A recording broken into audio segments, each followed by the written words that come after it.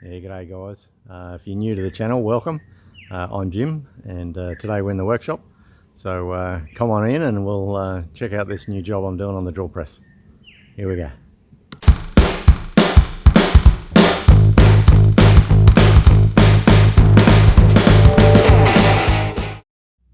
So here's that old drill press I was telling you about.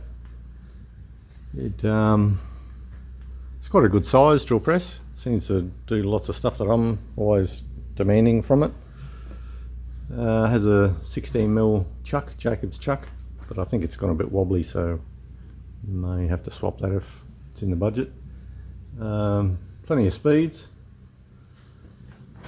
lots and lots of pulleys up the top here, but those are the original belts, so they're due for replacement. Just a bit grubby, a bit rusty on the old posty shafty thing there. It's been welded here because the little thing underneath cracked off, so I've welded it, but it's not quite level, so I think I'm going to have to cut that weld and re-straighten it, which might be a task in itself. And the motor seems to lag a bit when you start. Here's the particulars on the old induction motor. Seems okay, or used to be really okay, but now when you start it, it has like a, I think the start capacitors are on their way out. Like, just watch this. It sort of lags a bit when you push the go button, and it's not under load, it's only whatever the belt is, and all the bearings are in the spindle shaft and everything. Like, it's not worn out. So and I do try and hammer it with those bigger drill bits. Like some of the collection I got hiding back here, they're all reduced shank and everything, but go up to 25, which is pretty big just for a little old pedestal drill. So it's bolted down to the bench, so we'll give it a clean up and unbolt it and get it over the workbench, and I will replace that motor with a DC treadmill motor and a variable speed. So I'll put the controller box here somewhere. I can still use the stop start buttons, they'll all be the same functionable, but all the other wires will go through like where they come out. So with a variable speed, it doesn't need a variable speed, but it sort of comes with a unit. So so I've done the old treadmill motor swap on the old lathe. That's a video that if you click up on the link up here, it's working exceptionally well. It doesn't look real big if you have a look at it back down in there. It doesn't look real big, but it's about 4 horsepower. It sort of says on the winding, so I think this one's nowhere near that. So on here, so if I replace it with a treadmill motor, a DC one, it should have heaps of grunt, and I'll be able to change the speed without having to change the belt pulleys, if you know what I mean. So anyway, let's start cleaning the bench up there and get all the bits off it and unbolt it and get it over the workbench, and we'll start pulling it apart. So here we go.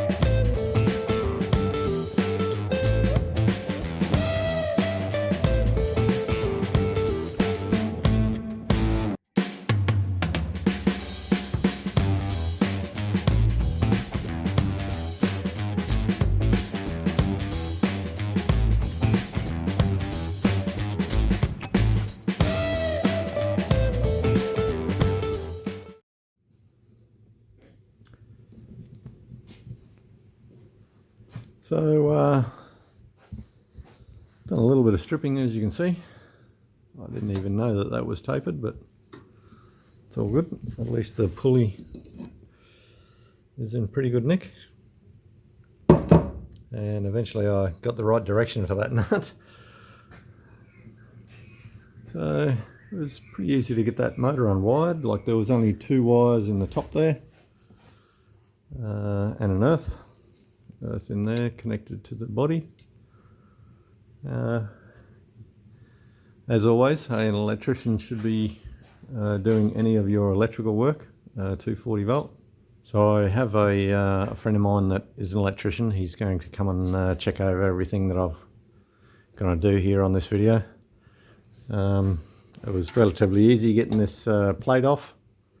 Like, it's not held on there by much. It's actually quite cleverly done. Just a couple of bolts there as a hinge, and a little spring here that needs a bit of love. So you just pull that back and tension it up, and away you go. So I've got a few treadmill motors to select from, so I'll grab those and work out which one sort of suits it best. But this is the old motor. Now, you've probably been asking or thinking, what's a start capacitor? See this big bump on the motor here? Inside there is a capacitor, electrical component for these motors, because they can't handle getting started full noise straight up.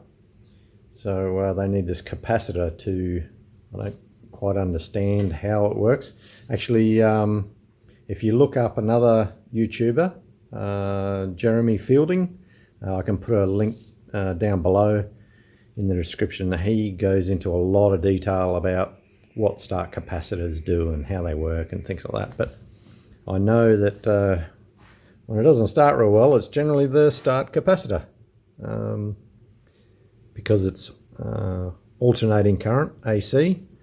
It needs a start capacitor. So I've got to get this pulley off. So back to the build, I've got to get this pulley off.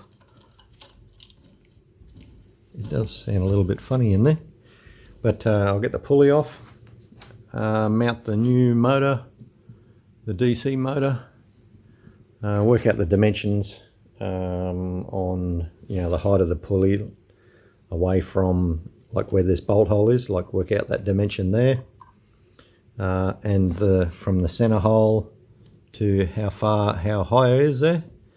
So I'll work out those few things, and because the new belts I got are meant to be, or that are coming, are meant to be the same size, or a millimeter or 2 smaller. So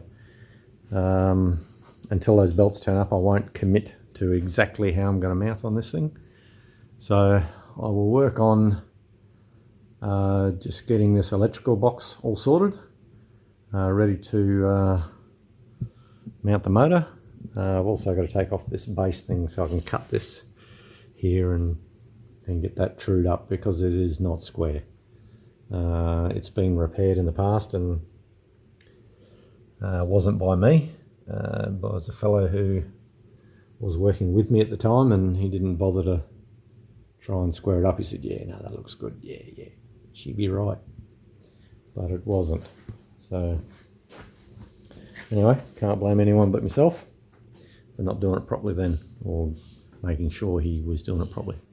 I will start pulling some more apart, work out which motor I'm going to use. So I've worked out which motor I'm going to use. I think this is going to be the weapon of choice. Has some details there. It's a 2.5 horse, which is going to be heaps better than the other one. 4700 RPM, which is way more than the other one. I think the other one's only 1400. So I'm going to have more control. And it's 180 volts DC. So that's why I need that converter, AC to DC bridge rectifier. And the other bonus part is the height. if you look, like from the base here to the height of the shaft, it's virtually the same as that one. It's only just a little bit, like a couple of mil in difference. Also it's a bit tricky one-handed. The actual mounting, if you can see down in there, a little bit tricky. The bolt holes virtually line straight up, and the plate here, this is slotted, so we've got adjustment up and down, and the other ones are side to side, so I'll have plenty of option there to be able to bolt it straight onto it. So all I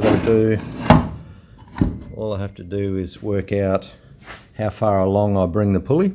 So I've just got to take a couple of measurements off the old motor, and I'm pretty sure this is just about 1/2 mil smaller pulley, the shaft size, for some reason. This might be just an old Imperial motor, so this is a 16 mil. So the pulley will just need a little bit of love to get it off. So we'll give it a tappity tap tap and try and get that off, and see how much I've actually got to take off to make it fit on the shaft. It is just that little bit smaller from what my old verniers say, so which isn't a problem for the old lathe. So we'll do that and get into it. So here we go.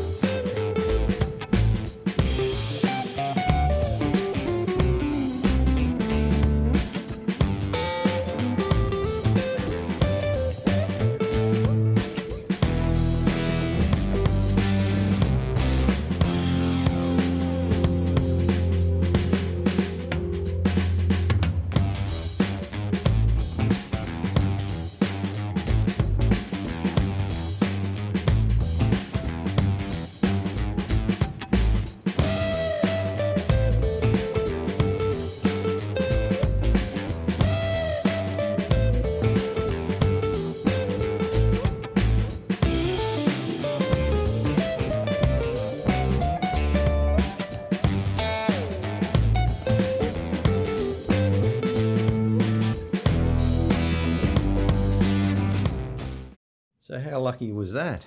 The motor I picked, I thought the shaft was a little bit different, but it is identical, except this one has a flat spot on the keyway, and this one had this one had a flat spot on the shaft, and this one had a keyway slot.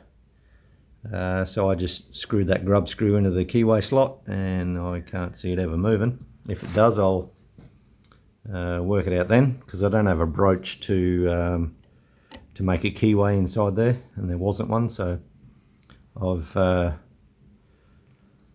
measured it back from where it was on the shaft, the pulley, the edge of the pulley, down to the center line of the front bolt holes, and then I did exactly the same. I measured it from here to there. Is exactly 60 mil, so nice and easy. Anyway, let's get into pulling the tower apart and tidying that part of it up, eh? Let's get into it.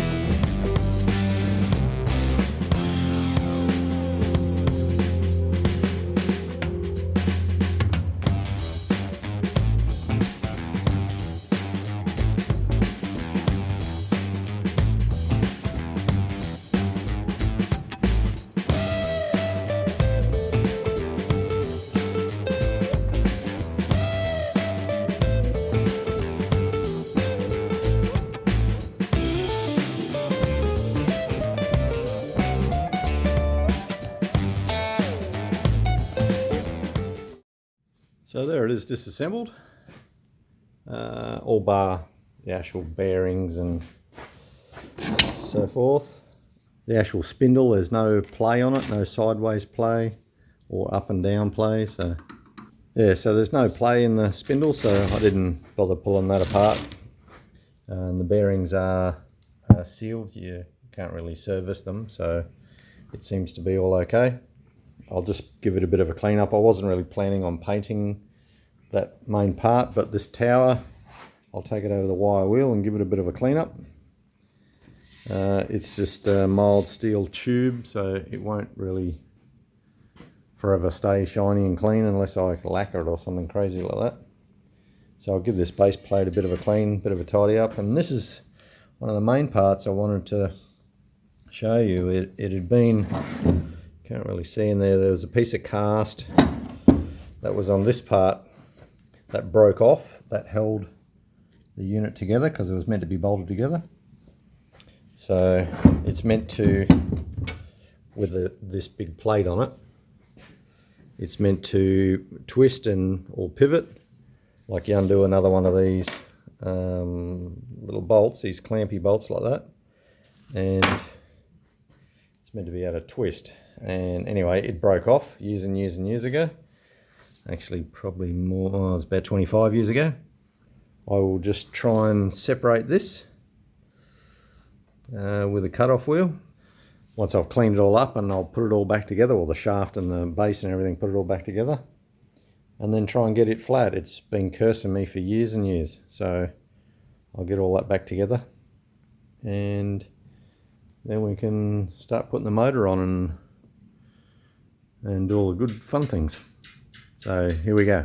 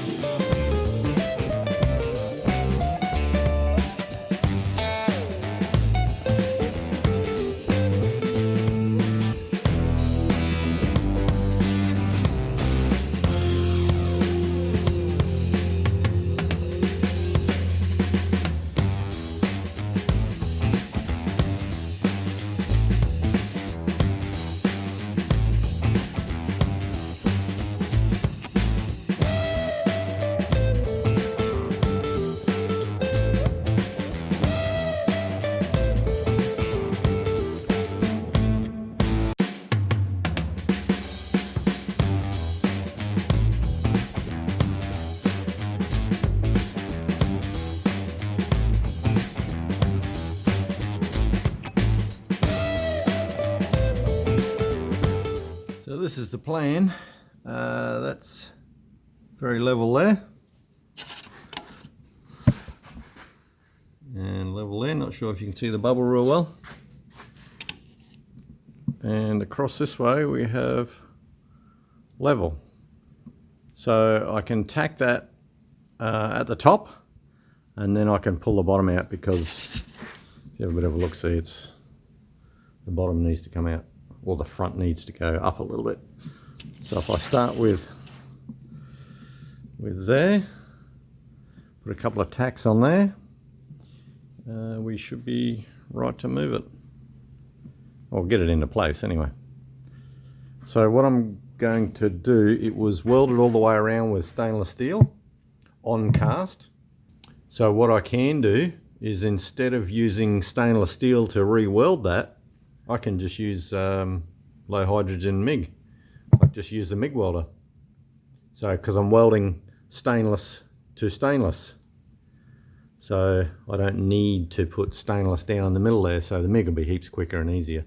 So I'll just put a couple of tacks at the top while it's still level. Everything's nice and neat and tidy. Just put a couple of tacks, and then I can level the other direction. So then we got level all the way around, which is the plan. Anyway, here we go.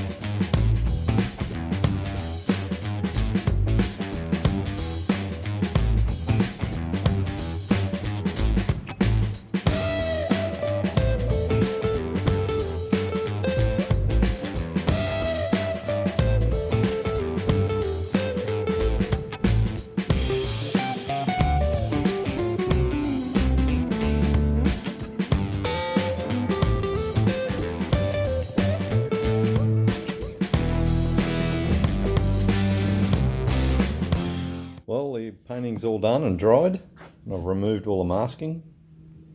It's come up really well. I painted it the fastest colour I could find. They say red's the fastest colour. All my V-belts are turned up. Motor's all painted. All the other componentry, and you saw me weld that up. I'll straighten it and weld it up. That's all tidied up and painted, all ready to go. So let's do a bit of assembly. Let's get into it.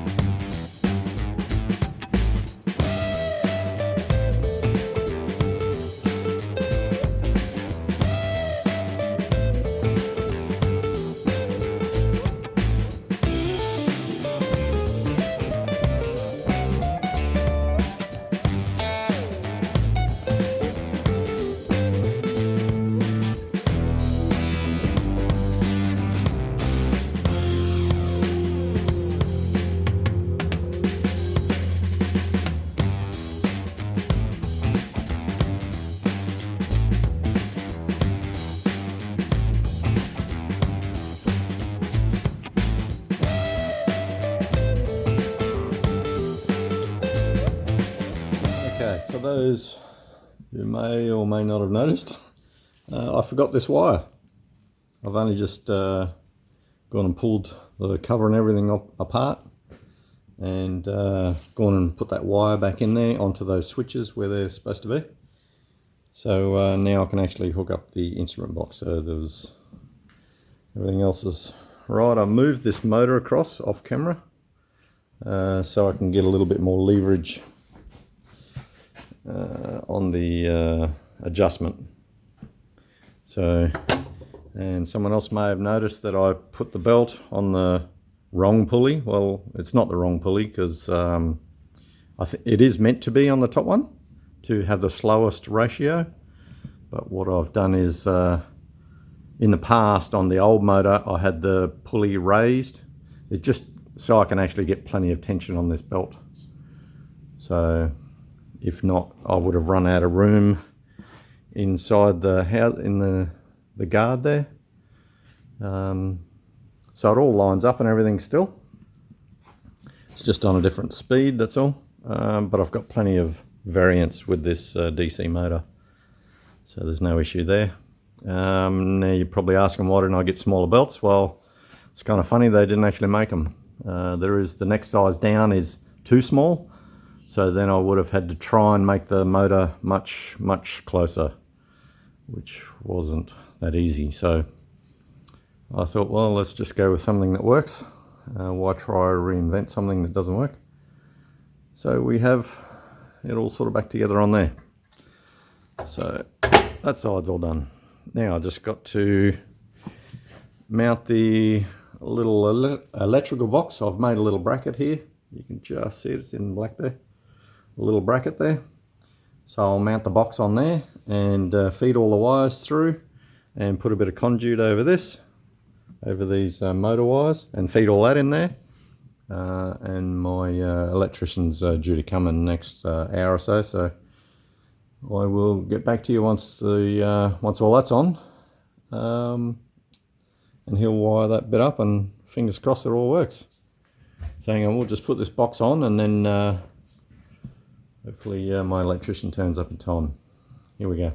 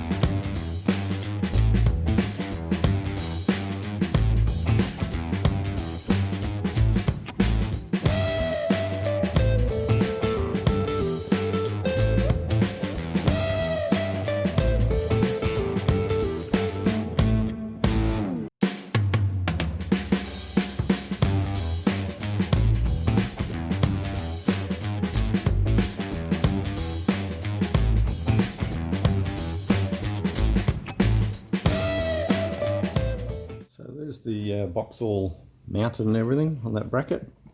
I've got all the wires from the motor coming through that bit of conduit. I just taped them up, it was easier to feed them through that conduit. And got the wires from the switch, which come up through inside there. It goes from that main switch, so that's the standard on and off switch still works. So I've also got the little potentiometer, which feeds into this little hole here, and we put the nut on and that'll all be good, and the knob on the outside, which then goes to our speed controller and this little thing here, the AC DC rectifier, which changes it from AC to DC. So I've had to trim down that heatsink a little bit. It's plenty big enough for what it is. So that's got to fit inside there. Sorry, it's got to fit inside there, and it'll all get him to wire it all up. And sorry, it's going that away. Yeah, so we'll go inside there, in behind all those wires, and we've got the little cover to go on top.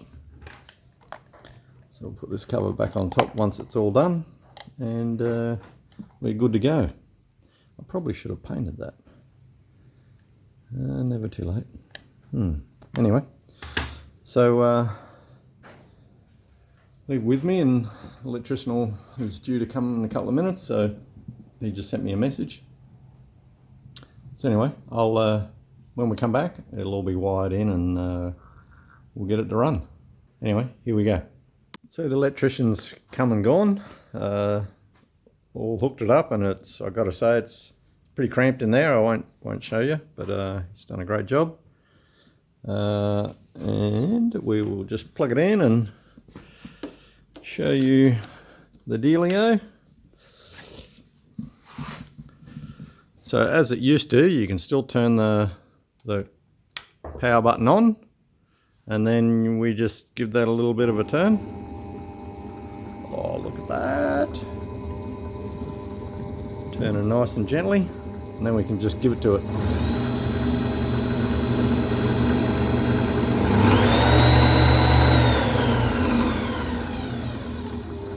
So it's got plenty of speed, plenty of power, and it's actually quieter than the old motor. So, and you can still turn it off as normal. So it's come up really nice.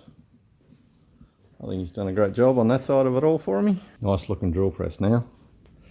Just pull this plug out. Oh, and while he was here, he put a plug and everything back on the old motor, because it just had that short wire. So I can use it for just about anything that has a 16mm shaft. Not that I'll be using it for anything like a drill press, because we know the starter capacitor is a bit dodgy on it. So everything's all painted and tidied and fixed and finished. I'll now get it back on the bench, and we're away. Just hang in there. Here we go.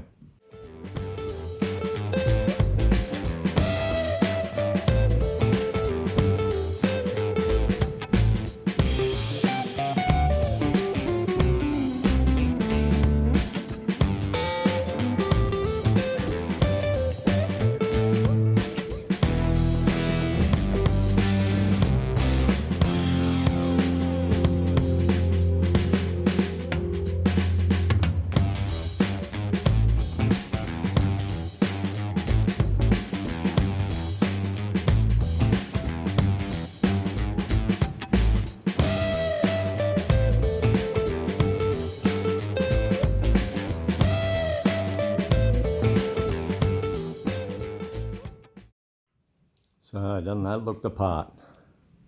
Big shiny bench, nicely painted drill press, and we got a new motor, yay!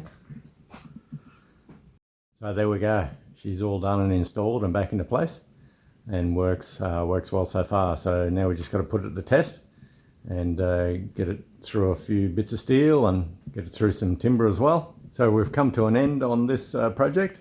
So we best get on to the next one. So thanks for watching, guys, and if you liked the video, give us a thumbs up, give us a bit of love, that'd be awesome. And if you like this type of thing, certainly subscribe and you won't miss any of the ones that are coming up. So thanks again, guys. We'll catch you on the next one, eh? See ya.